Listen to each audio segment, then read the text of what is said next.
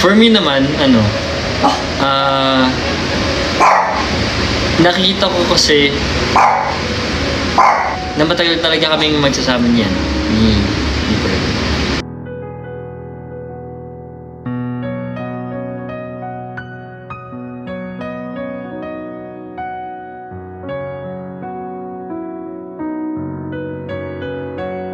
Ate Pat, pakilala lang kita kay Nico.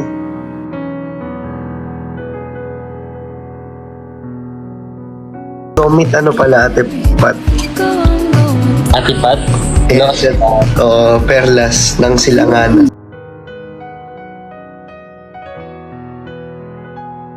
I was a fan of Timber Dagulan, and then I witnessed their very first live together, Nico and Perlas.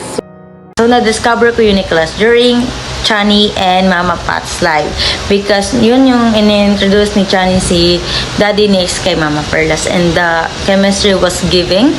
And I like it because yung kilig-kilig, hiyaan moments nila was so very iconic back then.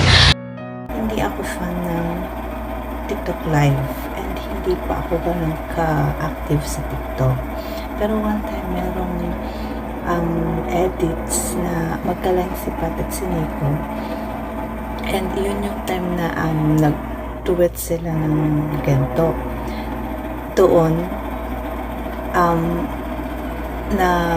na-curious ako. And then, sinerch ko sila. And ang daming mga edits na lumalabas. And hindi ko na malaya na hook ako sa kanila. I think that was last July 14, 2024. During sa live ni na Chani and Pearl, na doon kasi yung time din na nakita ko na pinakilala ni Chani si Pearl sa kay Nico. I discovered Nicholas around July last year.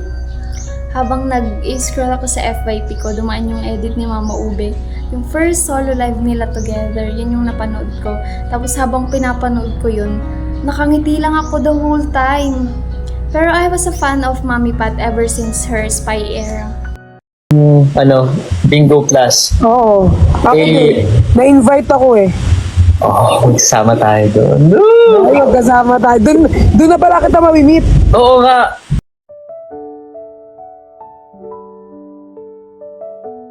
Kasi yung chemistry nila undeniable. So yung very first live pa lang nila, it was all laughter. They are enjoying themselves. Hindi nahihiya si Pat, si Perlas, kung ano man siya. Hindi niya kailangang magpaganda or anything na magpa-bebe. So, doon ako nag-start maging fan ng Nicholas kasi they are just natural. Natural lang talaga sila sa isa't isa. From the very beginning, hindi nila kailangang mag-pretend. I think it was August, yung mga live nila together, the chemistry, the kilig, and all. Na-hook na talaga ako sa Nicholas. And that was made me happy talaga. Nung nakikita ko silang nagla-live with Pardagulan, yung mga lines nila, yung nagtatapunan sila ng mga lines na out of nowhere, napapangiti ka, na tumatawa ka. Yung nawawala yung stress mo kahit pagod ka sa work, kahit wala kang off, yung hindi mo nararamdaman yung pagod mo. I think the desire na to help them, to support them, and also sa chemistry nilang dalawa at naging happy pill din kasi sila eh. And also the way na magpakilig sila ng mga taong nanonood sa kanila, kuhang-kuha talaga nila. Their genuineness. Sobrang natural nila. Hindi mo kailangang pilitin para magpakilig. As in, parang habang nag-uusap lang sila, nakakakilig na. Wala pa silang ginagawa, nakakakilig na. Actually, I don't know. Totoo. Bigla na lang ako nahook sa kanila. Yung kumbaga, bigla na lang silang hinahanap-hanap ng sistema ko. Totoo, hinahanap-hanap talaga sila ng sistema ko. Yun bang pag nagpunta ako sa TikTok, hinahanap ko lahat mga edits tungkol sa kanila, yung mga edits ng editors. Hanggang sa kakapanood ko ng mga edits sa kanila, hindi ko namalayan na lumalalim na pala yung yung pagkahumaling ko sa kanila, kumbaga.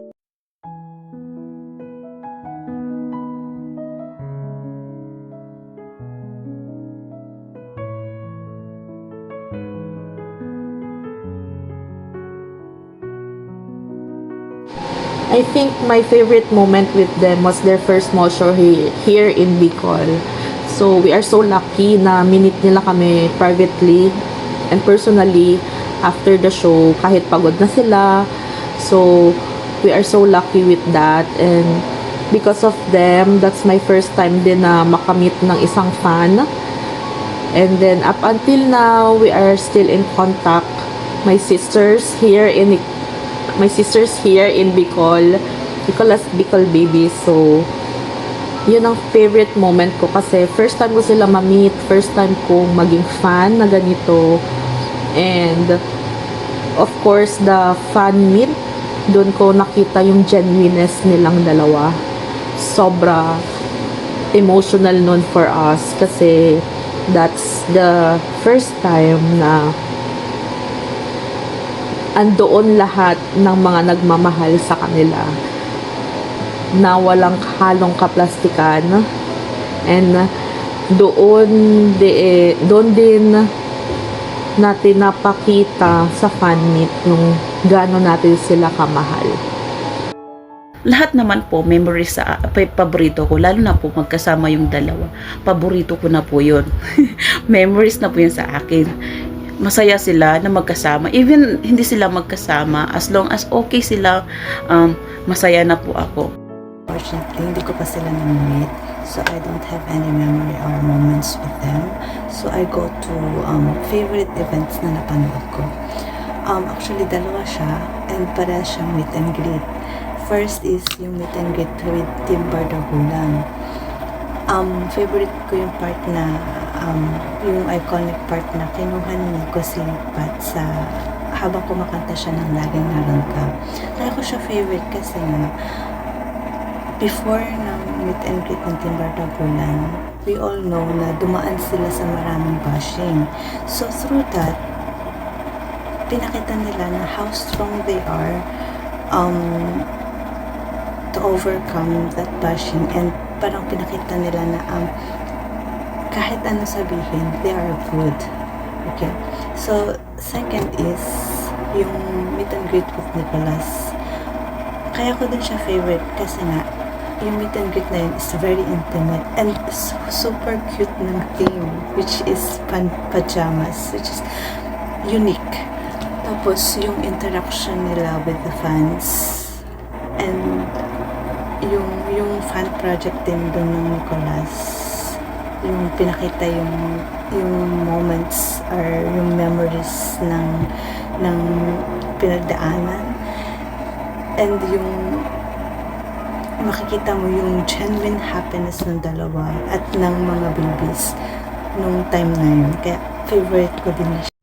When I met Nico, and sa pag-surprise namin sa kanya during his birthday sa Bacolod, and that time kasi din ka-video call namin si Pearl, and when I heard sa I love you and I love you to ng dalawa, so sobrang ingay namin doon. So I think that's the moment kasi first time din namin ni Nico na nagkita and nagkausap personally. And si Pearl, hindi ko pa siya kasi nakita personal. At first, siguro I had the chance to spoke to Nico. From the beginning, that's the first time na makausap ko siya. And then hearing those words from him, assuring na whatever happened, I will be in silent. What is the most important is between me and Patricia, I assured you I will not hurt her no matter what bashing we're gonna receive. Doon ko na-prove the real Nico na no matter what happened, I will protect this boy. Kasi the assurance that he gave it to me after that, pinakita niya, pinaramdam niya his intention and lumabas siya sa shell niya. As well as Patricia na alam niya yun na she's so happy pag tatawag siya mama ganito, yung nag-share. Alam niyo kasi guys, every time na ganun sila sa amin, yung joy na nararamdaman namin, although we're not in blood as their moms, pero I personally embrace both of them as my own. Sinasabi ko talaga yan. Ba't ako naluluha? Kasi, genuine sila. Honestly. Unahin natin si Pat. Yung out of nowhere na lang tatanungin ko siya, Nak, anong problema mo? Tapos sasabihin niya, Ma, tatawag ako. Tatawag na lang siya, sasabihin niya, mag-open siya sa akin, mag-iyakan kami. Hanggang sa masabi na niya yung problema niya. Si Nico naman, si Nico is hindi siya maboka. Ang pinaka-favorite ko doon is, yung na-open up niya yung problema niya sa akin. Na kahit alam kong siya yung taong hindi magsasalita kahit kanino. Pero sa akin, na-open niya yun. Siguro nakukulitan siya sa akin. Kaya nasasabi niya yun sa akin. Yun yung pinaka-bet ko. Kasi mantakin nyo, hindi ko kadugo. Hindi nila ako kadugo. Hindi pa nila ako nakikita in the person. Hindi ko rin sila na-meet in the person. Pero yung tiwala nila sa akin, super. Kaya hindi ko yun sisirain. Kahit anong mangyari.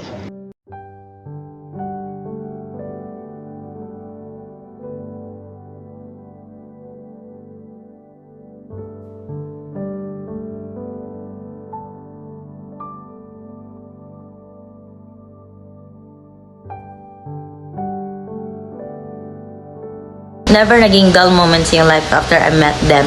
And because of them, I also found myself na bumalik ako sa pagsusulat, and I write a lot of Nicholas stories all about them in my TikTok account. I really find myself again. I did find myself, and you know, because of Nicholas, naging inspired pa ako magsulat. And thank you, Nicholas, for that, because you made me find myself again.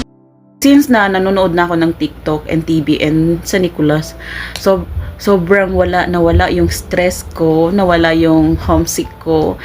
Lalo na pag kinikilig ka, mawawala talaga yung homesick mo. Para nga akong tanga minsan, nasasabihan na ako ng amo ko, anong nangyari sa'yo? Bakit ka tumatawa mag-isa? Bakit ka, linalakasan mo yung boses mo? Ano bang nangyari? Ba't umiiyak ka? Gaganon yung amo ko. Pag namatayan ba? Sabi ko, hindi po. Gaganon, sabi ng amo ko, okay. Yung sobrang help na sa akin nun kasi grabe, first time ko rin kasi mawalay sa pamilya ko. So, sobrang helpful niya. Mawala yung homesick mo. Sobrang helpful niya. Kasi dami ko rin problema, pero yung mapapatawa ka nila kahit hindi naman katawa-tawa, basta makita mo lang din sila. Sobrang happy ko na po yun. Naging coping mechanism ko rin yung Nicholas, yung papanoorin ko lang yung mga videos nila. Kahit paulit-ulit, di ako nasasawa. Basta, pag napanood ko sila, buo na yung araw ko. And, I feel motivated kasi every time na mapapanood ko sila. When I was second year or third year college, yun nga, I was struggling with stress and anxiety. I decided to stop nasa school ko eh. And then, yun nga, parang binago ako ng Nicholas. Naging inspirasyon ko sila and everything. Naging motivated ako sa life. Mas sumipag ako sa pag-aaral. Kasi nga, yung goal ko is makita pa sila in person. Yun talaga yung tinatatak ko sa isip ko na kailangan ko makapagtapos ng pag-aaral. Hindi lang para sa pamilya ko. Pero yung goal ko is makita ko rin talaga sila in person. Sobrang laking tulong ng Nicholas sa buhay ko. Whenever school got stressful, sila yung nagiging escape ko.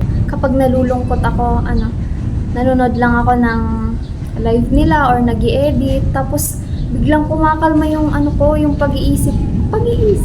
Biglang kumakalma yung isip ko. Parang nagiging payapa siya. Actually, Nicholas inspired me to keep going even though sometimes life is tough. And Nicholas helped me also na makalabas din ako sa comfort zone ko because they are or Nicholas is the first fandom na nag-join ako, na nag-lead din ako ng babies, especially in Bacolod. At nang dahil din sa Nicholas, nagkaroon ako ng mga bagong friend. Laki din na itulong nila sa akin. Kasi those are the time na when I was become a member of this family, I gained a lot of friends. Sa iba-iba yung sulok abroad, mga mama, mga mommies. I had the chance to have those conversations every day, 24/7, staying on the phone, nasa GC. Alam niyo yun yung humatak na magkaroon ka ng family, na hindi ka maging alone, na if you're sad, you have those people na makausap, sabay-sabay kayong tatawa, sabay-sabay kayong iiyak, kasi nga, happy kayo eh. Those are the memories na masasabi ko na help nila sa akin na to build a friendship and a family. Sa akin, personally, ang laki talaga ng naitulong sa akin ng Nicholas. Most especially kay Pat. Kasi before ako naging Nicholas, kay Pat muna ako, mas una ko nakilala si Pat. Talaga. So, dati kasi nung mga month of June, nagkaroon talaga ako ng malaking problema. May malala akong pinagdaanan. Hanggang sa umabot ako sa point na gusto ko nang sumuko, na susukuan ko na ang lahat. Yung nakapag-decide na ako na na lang, wakasan na lang ang lahat. Dahil sa sobrang sakit, sa sobrang bigat, ang nasa isip ko noon, hindi ko na kaya. Tapos, lahat na lang ng umaano nun sa isip ko, puros mga negatibo na. Kahit anong sabihin ng mga positive na mga taong nakapaligid sa akin, parang hindi na siya nagsisinkin. So, hanggang sa, umabot ako sa point na, nasa isip ko na lang, tama na, sobrang sakit na. Hanggang dito na lang ako. One time, month of June, parang decidido na yung utak ko. Parang may naghalo na stress at saka anxiety. Parang may bumubulong na sa akin nun eh. Sabi, parang may nagsasabi sa akin, ganito gawin mo, ganyan. Para mawala na lang lahat. Ganitong gawin mo. Nakalimutan ko na may mga anak pala ako nun. Dahil sa sobrang stress, nakalimutan ko na may mga anak pala ako nung naghihintay nun sa Pinas.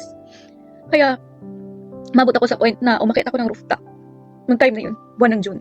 Para katapusan na tayo. Umakit ako ng rooftop. Tapos, parang may tumutulak sa akin nun na wakasan mo na ang lahat ito na yun. Tapos, nag-message na ako nun. Nag-message na ako sa pamilya ko. Nag-message na ako sa mama at papa ko. Sa mga anak ko. Tapos, sa mga kapatid ko. Nag-message na rin ako sa asawa ko nun. Kahit na siya yung rason kung bakit ako nagkaganoon ng message ako. Pero alam ko naman na yung message ko na yun, hindi na nila mababasa kasi madaling araw na yun sa Pinas eh. Nung time na yun, madaling araw na sa Pinas. Tulog silang lahat. So, ang last ko na i-message nung time na yun is yung best friend ko. Ang message ko nun sa best friend ko, sabi ko, best, ikaw na bahala sa mga anak ko ha. Pakitingin sa mga anak ko. Kasi hindi ko na kaya. Sobrang sakit na, sobrang bigat na. Pero, before ko yun nasend, nag-last message siya sa akin. Nag-message siya sa akin ng nag-send siya sa akin ng link sa TikTok. Tapos, parang may nagsasabi sa akin na, tingnan mo, buksan mo yung link. So, binuksan ko. Tapos, pagbukas ko nung link na yun, bumungad talaga sa akin yung video ni Pat. Edits ng isang video ni Pat. Yung video ni Pat na spy. Tapos, nakatatak sa akin doon. Hindi ko makakalimutan yung words ni Pat na yung about sa perlas, yung pinalamutan ko nga yung perlas ko sa Pinay, yung ganun yun na words. Sorry Pat, pero yun talaga yung ko. Tapos, habang nanonood ako, parang natatawa ako. So, tinignan ko muna lahat. So, parang gumaan yung pakiramdam ko to the point na nakalimutan ko na yung unang plano ko. Nakalimutan ko na kung anong ginagawa ko sa rooftop na yun. Pero, kaya masasabi ko na, ang laki na itulong sa akin ng Nicholas, especially kay Pat. Kasi, parang, yung video na yun is, naging way siya, or naging isa siya sa reason para hindi matuloy yung nakaplan na sa utak ko. Hanggang yung nakaplan na sa utak kasi yung time na yun, decidido na talaga kasi ako parang may tumutulak na sa akin na ganito gawin mo, ganyan. Kaya, ang laki ng naitutulong sa akin ng Nicolas. Talaga. Hanggang sa time na dumating na si Nico, nandun na si Nico, at saka Pat, nagkaroon na ng Nicolas. Kaya, ang tulong na nabigay sa akin ng Nicolas is itong buhay ko ngayon. Lalo na ni Pat, itong buhay ko ngayon. Kasi kung hindi ko yung nakita, kung hindi ko yung inopen, hindi ko maan yung pakiramdam ko doon. Siguro, wala na ako ngayon. Kaya, sobrang thankful ako kay Pat, tsaka kay Nico, sa Nicolas, kasi parang gumaan lahat ng pakiramdam ko. Gumaan yung mga bigat na dinadala ko. So, hindi siya nawala, pero nakatulong sa akin ang Nicolas sa pag-overcome ko sa sakit, sa pag-overcome ko sa bigat na aking dinadala. Nakatulong. Kasi parang naging ko sila naging therapy ko sila sa anxiety ko. Yung halos araw-araw, yun na yung hinahanap ko. So, masaya kasi ako, talaga, totoo. Masaya ako habang pinapanood ko yung mga edit sa kanila. So, masaya ako. Parang nakakalimutan ko minsan yung mga iniisip ko, yung mga problema ko. Parang sila yung naging unpaid therapy ko talaga as in, yung Nicolas. Kaya, sobrang thankful ko sa Nicolas, kay Pat at saka kay Nico, kasi dahil sa kanila, unti-unti kong na-overcome lahat. Parang, naiisip ko na lang na kinaya nga nila sa dami ng pinagdaanan nila, sa dami ng bashing na dumaan sa kanila, kinaya nga nila. Tapos, yung malalaman mo yung mga pinagdaanan nila na sa isip ko, kaya nga nila, kaya ko rin. So, thankful ako kay Nico at Pat, sobra. Nico at Pat, sobrang thank you. Dahil sa inyo, nagkaroon ng parang sigla ulit ang buhay ko. Nagkaroon ng saya ang buhay ko. Sobrang salamat. Yun, ang laki ng naitulong niya sa akin. Grabe ang naitulong ng dalawa sa akin. Lalo ka na Pat, grabe ang naitulong mo sa akin. Kaya, thank you.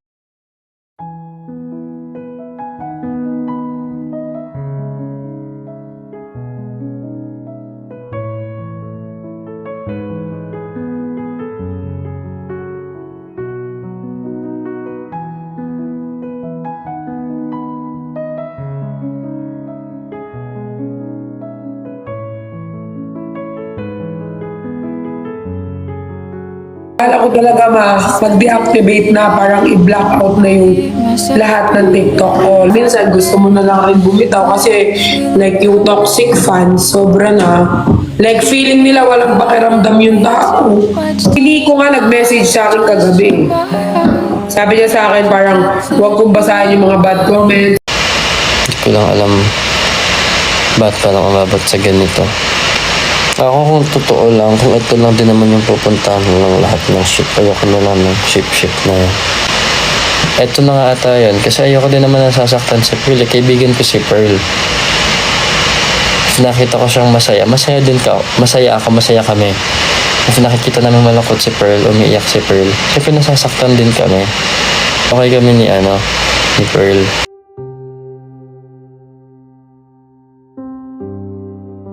The fact na you still keep choosing each other sa lahat ng ingay and issues na dumaan sa family ko, doon ako humawa. Yung pinipili nyo pa rin ang isa't isa. Hanggat pinipili nyo ang isa't isa, hindi rin kami bibitaw. Hindi kami mag-stop na mag-support sa inyo. Doon kami humahawak sa inyo. Yung fact na pinipili nyo ang isa't isa every day. So, thank you. Keep choosing each other and I really love you both. Thank you for the 1 year roller coaster. Because Nicolas is home.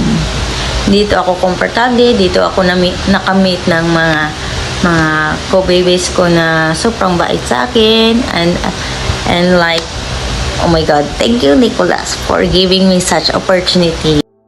I love this too. Sobra. Alam nila yun eh. I don't have to say it every day. Hindi ko kailangan makipag-constant as long as alam kong okay sila. I am okay. If they're hurt, it hurts me so much. If they cry, umiyak si Nico, umiiyak ako ng sobra. Pag umiyak si Patricia, umiiyak ako ng sobra na talagang sabi ko, bakit ako nasasaktan? Bakit yung mga babies ko umiiyak? I am worried. But at the same time, I want them na maging happy din sila. Na ayoko rin mag-worry sila sa amin. Pero, mas happy ako. They're growing each other together. Yun. Nag-stay ako kahit ano mangyari. Kahit ano pang sabihin ng mga tao dyan. Mag-stay ako. Hindi ko iwan yung mga anak ko. Dalawa sila. Never, never. Kaya mga anak, nakpatindi ko, I will never, never leave you. My love for them. Sobra ko silang mahal na kahit anong pagsubok ang dumaan. Parang hindi ko sila kayang iwanan. And also, nakikita mo rin na nilalaban nila. Nagstay din ako dahil minahal ko sila. Kasi nakilala ko din yung family ko na Nicolas. At nabuo din yung 6D na family ko din sa Nicolas. I'm still fan and lumalaban pa rin as a Nicolas. We all stay because kayo mismo pinipilit yung magstay despite of everything. Pinapakita nyo sa amin how strong both of you individually and as a team. Lagi niyong tandaan, dito lang kami, lagi nakasuporta sa aming bagay. We love you.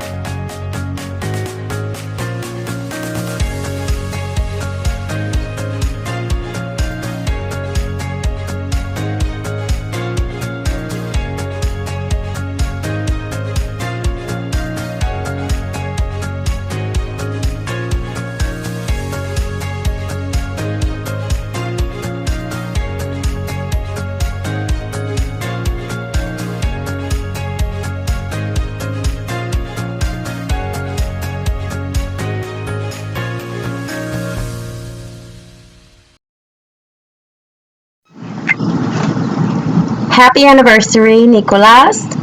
My name is Sheila. I'm here in the United States, in the state of Maryland. Let me tell you about how I discovered you both. And it was completely, totally YouTube's fault. So I was watching a lot of Chelsea Manello videos around the Miss Universe season, and I was typing in like Black Filipinas And one of the recommendations that came up was meet my boyfriend for a day. No subtitles, no English subtitles, but I still kept watching. I was just hooked.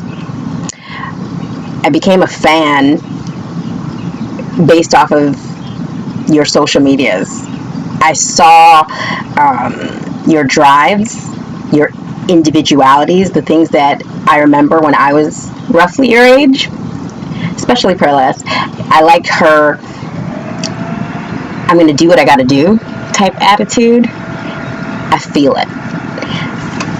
My favorite Nicholas moment is definitely the photo shoot from last year where the pictures were very sweet and adorable and kind, very Little House on the Prairie, and then it went straight to 50 Shades of Grey. I was completely for it. I was like, yes, chains, let's go. One of the reasons why I adore them is because I find them to be a healthy, funny distraction from my everyday life. I don't, like I said before, I don't understand the language, but I'm still always watching. You know, like, they give me those chaotic vibes that I adore. And what makes me stay? I would say that it's their bond, their hustle, that chaotic harmony.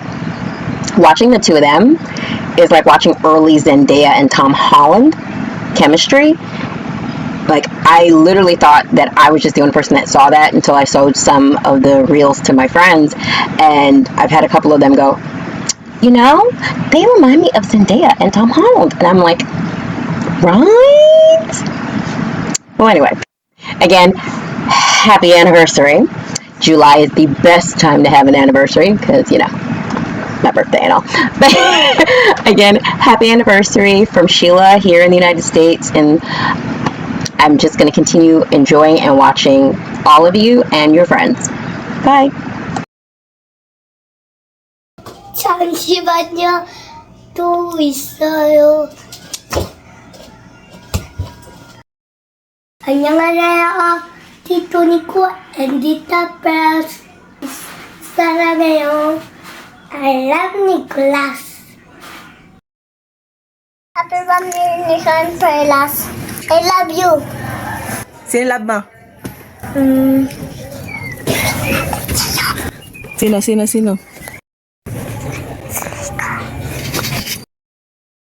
Sabihin mo, sigaw mo yung pangalan na gusto mo. Sparlas. Sparlas.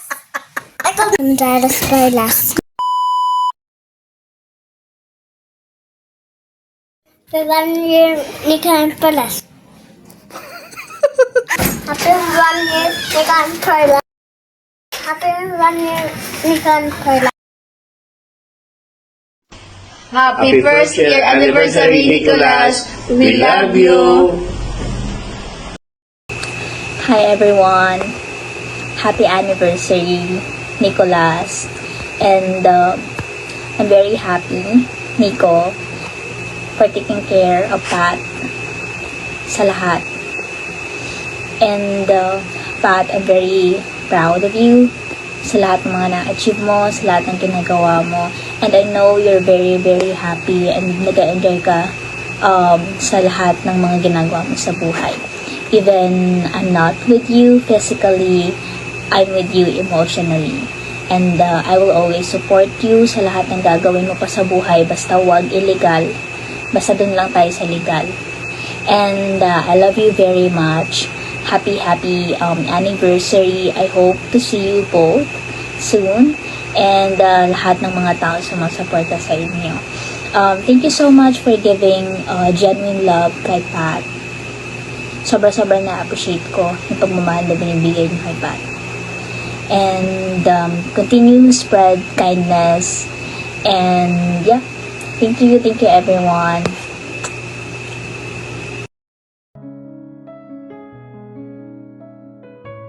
Isang taong lumipas, gulay laging kasama.